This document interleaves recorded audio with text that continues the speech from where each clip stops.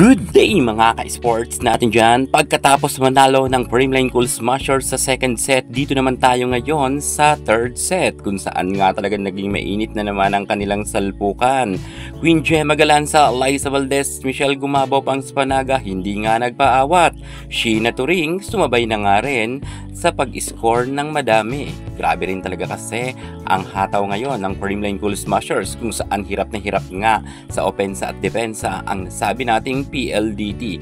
Gumagana ngayon ang lahat ng mga spikers ng Creamline Cool Smashers kung kaya hirap na hirap ngayon ang PLDT. Mukhang nagulat nga ang PLDT sa second set at pagdating dito sa third set mukhang hindi pa nga sila naka-move on dahil kitang-kita naman natin ang kalamangan nga ng Creamline Cool Smashers. Savannah Davison palaban naman sana pero madalas nga itong makuha ang mga spike ng libero ng Creamline. Kung kaya hindi rin nakakaporma itong si Savannah Davison. Pero magaling naman si Savannah, pero iba rin itong si Michelle Gumabao. Mabigat talaga ang mga palo ni Michelle Gumabao kung kaya kitang-kita naman natin na talagang nakaungos nga sila ng maraming scores kung ikukumpara natin sa PLDT. Pero Coach Sharon Meneses talagang naninigurado na makuha nga nila ang second set at third set. Natupad naman ito at ngayon nga ay panalo na nga sila sa score na 19 at 25. Aabangan naman natin ang kanilang laban pagdating sa fourth set. Sa tingin nyo, tatapusin na ba ito ng kupunan nga ni Queen Gemma Galanza at Pinum Superstar Liza Valdez?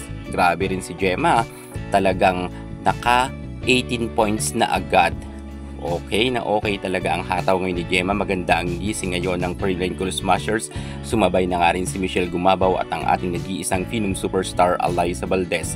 Lahat sila nagtatrabaho at lahat nga sila ay nagkakaroon ng score. Samantalang ang PLDT ay bilang na bilang mo lang ang mga players dito na humahataw. Kung kaya nga hindi na tayo magtataka na mapapatiklop sila ng Creamline. Malakas na team at wala pang talo pagdating sa prelims, mukhang matutumba sa Creamline Cool Smashers. Congratulations sa Creamline dahil isang set na lang ay tagumpay na ang CCS at pasok na sila sa Battle for Gold. Abangan natin ang fourth set.